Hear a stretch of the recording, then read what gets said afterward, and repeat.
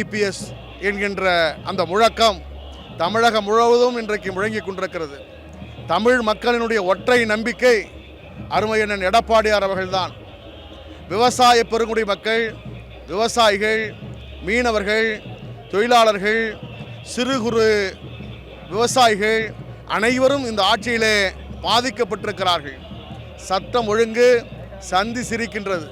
2 வயது சிறுமிகளில் இருந்து 80 வயது மூதாட்டி வரை பாதுகாப்பற்ற வாழ்க்கை இன்றைக்கு தமிழகத்தில் நிலவிக் கொண்டிருக்கிறது.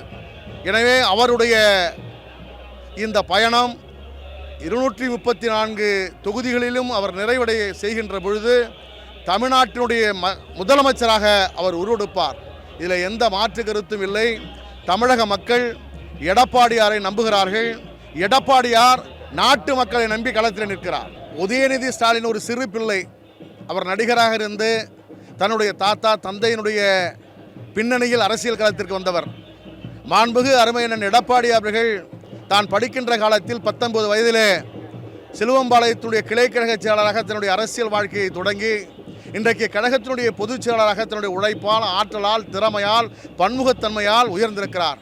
எனவே எடப்பாடியார் என்கின்ற இந்த தலைவரை எதிர்கொள்வதற்கு உதயநிதி ஸ்டாலினுடைய தந்தை மு.க. ஸ்டாலினுக்கே திராணி இல்லை. பல முறை இதை சட்டமன்றத்தில் எடப்பாடியார் நிரூபித்திருக்கிறார்.